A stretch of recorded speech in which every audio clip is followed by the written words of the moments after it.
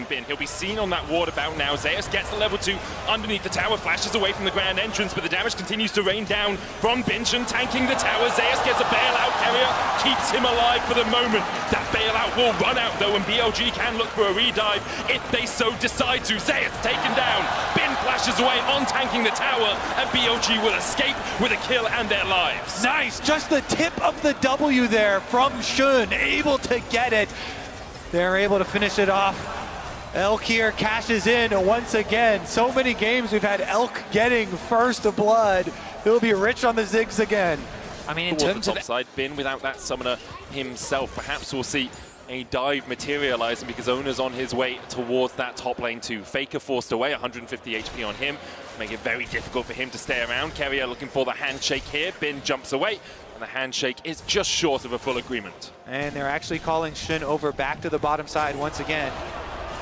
Dive o'clock, the grand entrance goes down. Zeus is overheated, and he's sent packing. BLG find their second.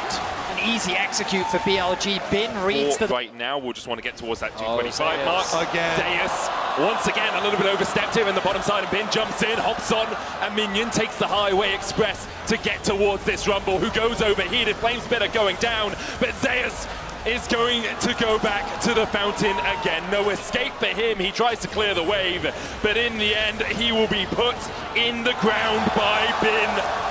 BLG now 3-0 up, a 700 gold lead, only 6 minutes into this game. And I mean, the first few kills, I think, weren't the end of the world for Zeus, but now adding a third is really going to make things difficult for T1. And a Drake in their names at the 8-minute mark. I think that will be critical for T1 moving forward, since BLG have drafted really good late game for themselves. T1 are going to use these objectives, try and draw them out to you. I mean, there are different ways to look at this, right? Because from PLG's perspective, the fact that they've been able to find these advantages in what is a very scaling comp, Knights, going to be forced to flash away, knows that the setup play from Ona was very risky. So BLG having this advantage in the early game just better sets them up for scaling later. Faker face checking. Straight into Shun, the Glacial Prison hits, but Faker heals up with that Kingslayer.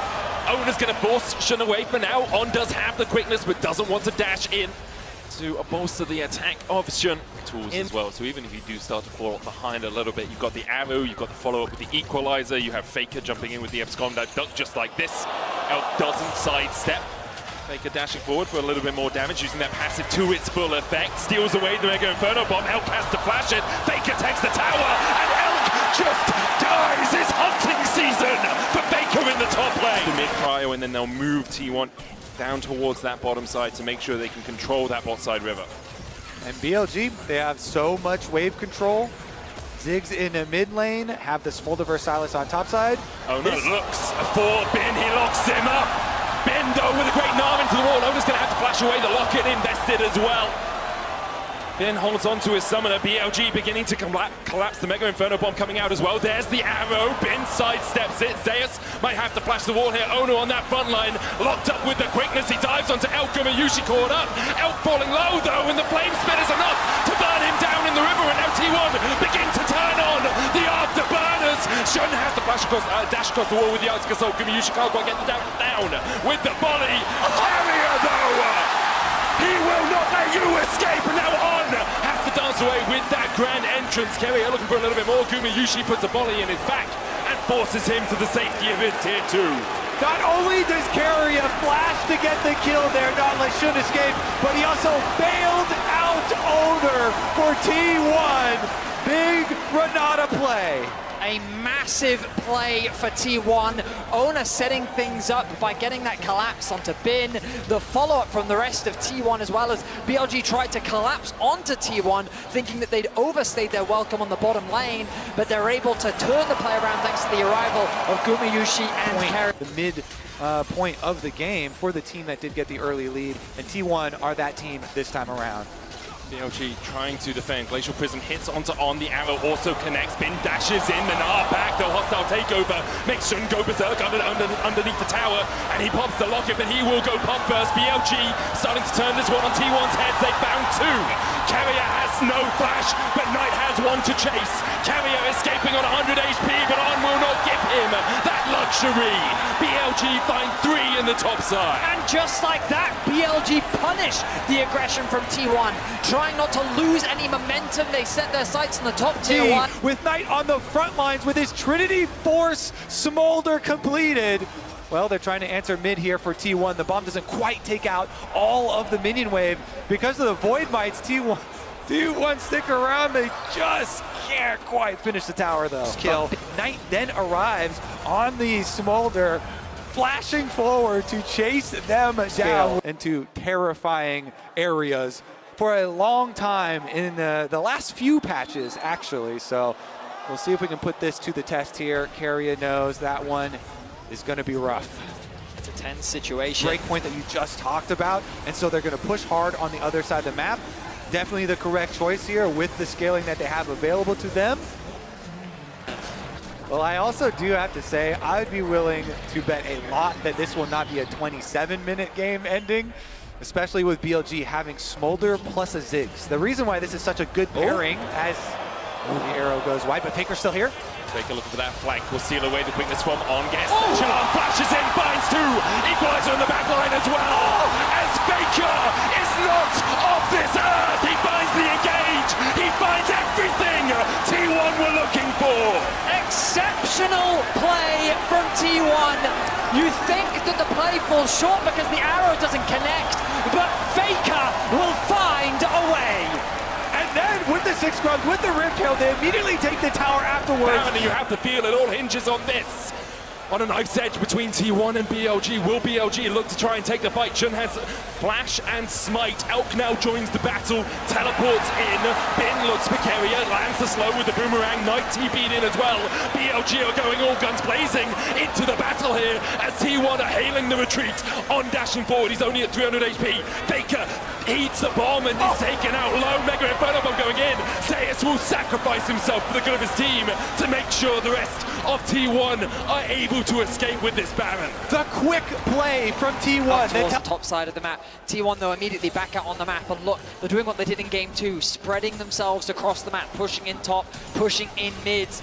And Kobe, you said quite confidently that this game isn't going to end in 27 minutes, but the arrow once again onto Elk. He had the flash, he decides to use it afterwards. Ona couldn't quite get in rage to engage any further. Faker's taken out the tier 2 in the top lane. Shun goes in with the Glacial Prism on there with the follow-up. Keria though, an incredible hostile takeover puts on in his place. Ona tanking the tower, Glacial Prism stolen away by Faker as he dives onto the back line.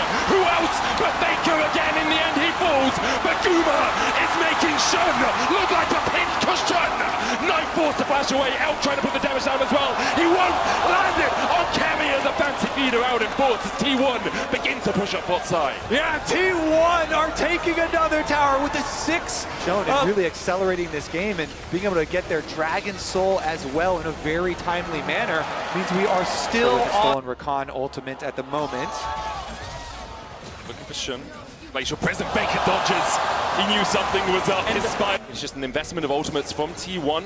Mikhail's used, Keria, flash handshake, pulls back Elk.